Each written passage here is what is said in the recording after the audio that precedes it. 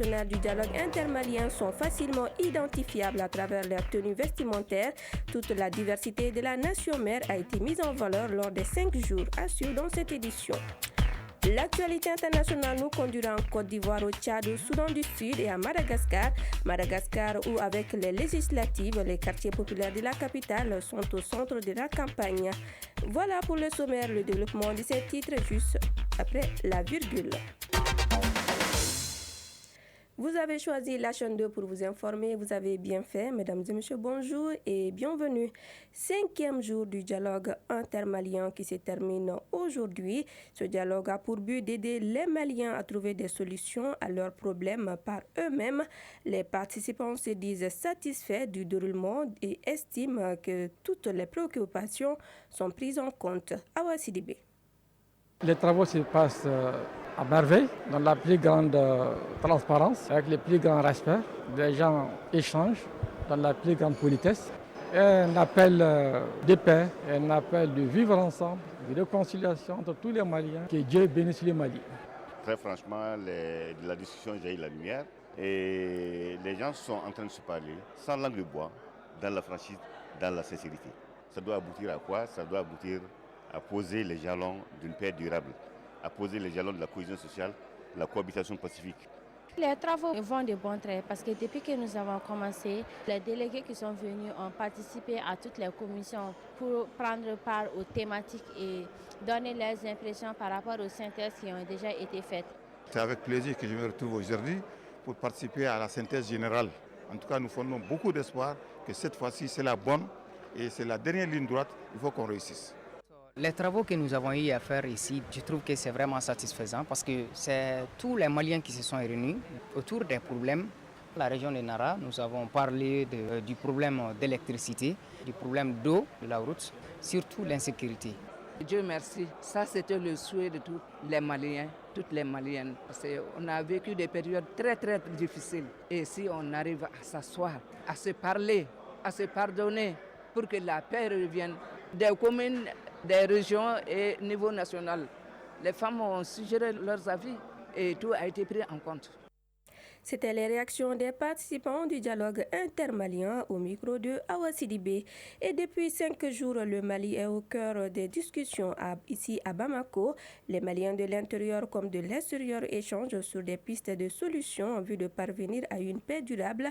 Très attendu lors des débats, les Maliens de la diaspora n'ont pas manqué à l'appel.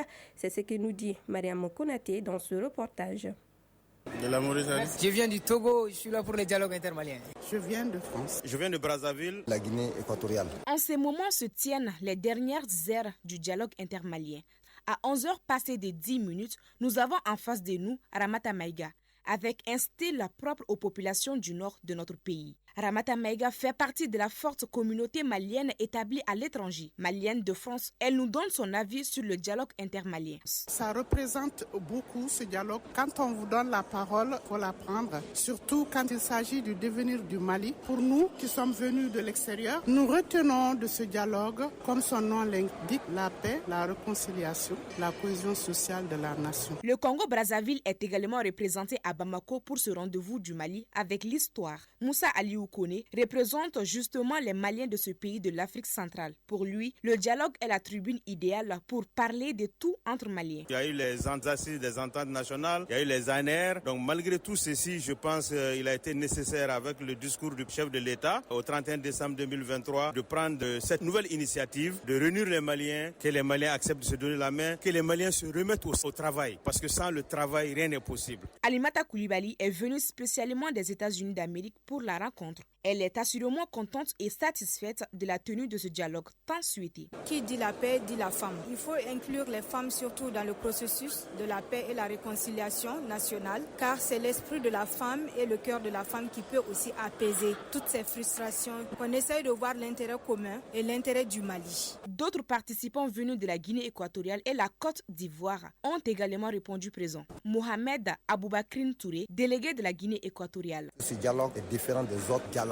On a vu plus de 5 dialogues, mais c'est un dialogue qui ne nous a pas été imposé. Et les gens ont parlé à cœur ouvert. Les gens ont dit ce qu'ils ressentent. Et on tient compte aussi dans le contexte des États de l'AES. Fatorama Traoré, délégué de la Côte d'Ivoire, pour la circonscription d'Abidjan. Sans paix, on ne peut rien faire du tout. Nous avons besoin de cette paix-là. Nous avons besoin d'apprendre ou d'entendre de bonnes nouvelles de notre patrie, de notre nation, pour nous permettre de revenir. Être consulté par son pays pour trouver des pistes de solutions aux problèmes est une fierté pour chaque Malien de la diaspora. On remercie la chaîne 2 parce que c'est le relais qui nous permet d'avoir des informations à travers nous, à la diaspora. Quand on a besoin de se ressourcer, on vient à la chaîne 2, on écoute la musique, notre culture, les informations, et vraiment bravo à la chaîne 2.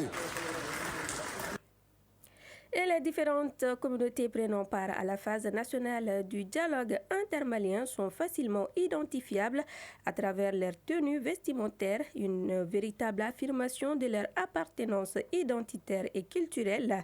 Ce marqueur d'identité démontre toute la diversité de la nation mère, un Mali pluriel qui fait la fierté de toutes ces communautés massivement représentées à cette ultime étape du dialogue intermalien, comme a pu le constater pour la chaîne 2 Cheikh Fatamadi Ndiaye.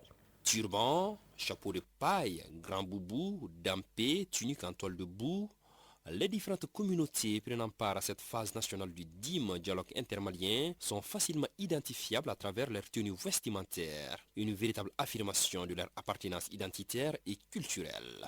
Diallo Tata Touré et Amouden Ak Ikmas, que nous avons facilement reconnus, affichaient une fière allure. Moi, je suis Soré. Mon mari est Peul. Mais en tant que Soré, quand je rencontre un Dogon, s'il me voit, il dit « Ah, celle-là, c'est mon esclave ». Et quand je le vois dans la tenue vestimentaire Dogon, je dis « Ah, ça, c'est mon esclave ». Déjà, il y a un lien qui se crée entre nous. Ça, c'est la jeunesse qui vient copier les traditions vestimentaires européennes. Et c'est ce qui est en train de diminuer la valeur, l'importance de la tenue vestimentaire africaine. Pratiquement taquinés par toute la communauté présente dans ce vestibule du dialogue, les Dogons voient en cette tenue une manière de communiquer entre eux dans la société. Car chaque tranche d'âge s'habille conformément à sa catégorie, nous dit Jean-Marie Sagara. L'enfant de 6 ans n'a pas le même habillement que l'adulte, et l'adulte aussi, le même habillement que celui qui est dans le Guina ou bien d'un chasseur. Dans le temps ancien, on pouvait reconnaître une femme veuve ou bien une femme qui vient d'accoucher. Vassoma, dit Aminata Isabere, ressortissante de Douanza. En Dambé, en Fasode, en Dambé, en Tagaboloé, en Dambé, en Siaode. Donc moi je crois que quelle qu'en soit la modernisation, moi je me reconnais et je me glorifie avec ce que j'ai d'abord. Ça c'est ma culture, ça c'est mes traditions, mes us et coutumes. Pour le docteur Brima Elidiko, sociologue, ce marqueur d'identité culturelle doit être préservé.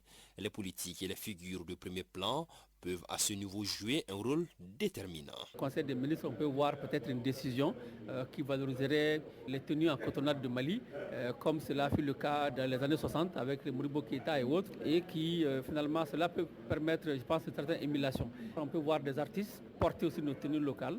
Cela peut aussi, je pense, être une source d'émulation pour le reste de la société. Le DIM a d'ailleurs fait de la culture un élément essentiel dans sa démarche de réunification des Maliens. Un Mali diversifié et pluriel, mis en avant dans la symphonie musicale lors de l'ouverture de cette ultime étape. À présent, le tour d'horizon de l'actualité internationale. Et aujourd'hui, vendredi, j'accueille dans ce studio Khadija Traoré. Bonjour. Bonjour Aïssata. Nous commençons l'actualité internationale avec la Côte d'Ivoire où se tient aujourd'hui la convention du Parti des peuples africains pour officialiser la candidature de Laurent Gbagbo. Le Parti des peuples africains Côte d'Ivoire, PPACI, tient une convention aujourd'hui afin d'officialiser la candidature de son leader, Laurent Gbagbo, à la présidentielle. L'ancien président avait été désigné candidat lors d'une réunion interne au parti tenue à la mi-mars. Près de 2000 militants sont invités à participer à des travaux afin d'officialiser la candidature de Laurent Gbagbo pour représenter les couleurs du PPACI à la présidentielle de 2025 en Côte d'Ivoire. L'ancien président prononcera un discours cet après-midi pour présenter son programme.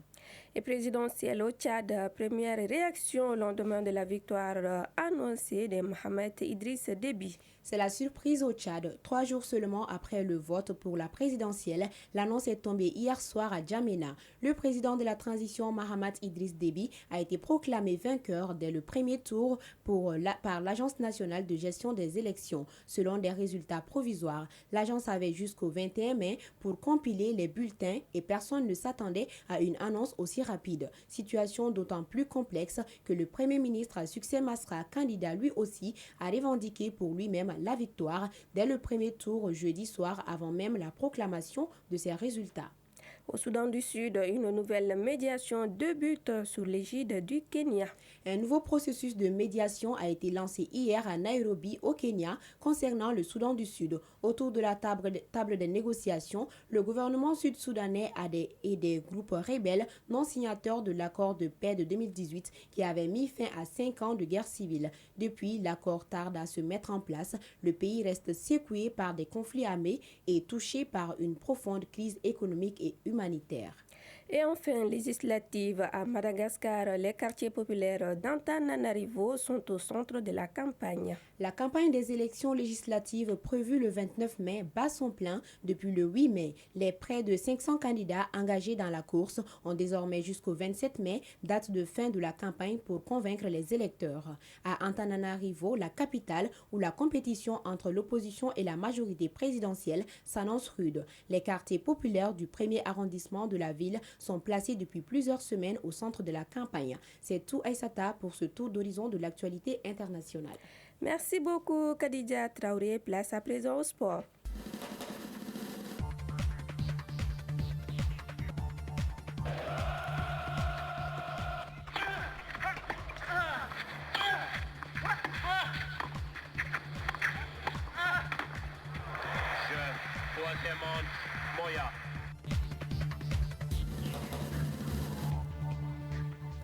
Et en sport, nous commençons par du football. Le championnat national de Ligue 1 démarre aujourd'hui pour le compte de la 26e journée avec 2 matchs au stade Mamadou Konaté.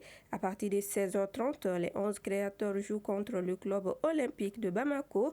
Juste après US Fast Défi Afrique Football Elite à 18h30, les rencontres se poursuivront demain samedi. L'ASCO jouera contre le Djoliba AC à 16h30 et à 18h30, Binga FC sera opposé à l'AS Police. Toujours demain à Bougouni au stade Moussa Diakité, l'Union sportive de Bougouni recevra l'AS Bakaridjan de Barawili à 16h30 et à Kita au stade Malamine Konaté, l'USC Kita sera l'hôte des ATS de Koro. Cette journée prendra fin dimanche avec 2 rencontres, US Boukouba, AS Real et AS Blacksar, stade malien de Bamako. Et les Jeux olympiques Paris 2024, nous en parlons. La Guinée a remporté hier son barrage. 4e de la dernière CAN U23, la Guinée a remporté le match de barrage contre l'Indonésie, 1-0 hier, et s'est qualifié pour l'épreuve de football des Jeux olympiques de Paris 2024. La Guinée sera logée dans le groupe A, celui de la France, des États-Unis et de la Nouvelle-Zélande. Nous allons prendre les nouvelles du temps avant de nous séparer.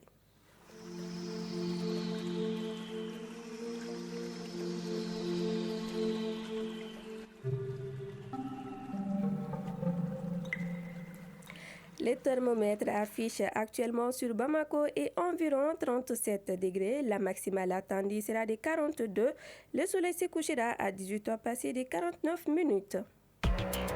C'est la fin de cette édition qui vous a été présentée par Aïssata Traoré, mise en onde par Mamadou Diakité, une réalisation de Aminata Kone, Aramata Ali Guissé, mise en ligne, Sekou Traoré, coordination Salimata Daou, Aminata Konaté.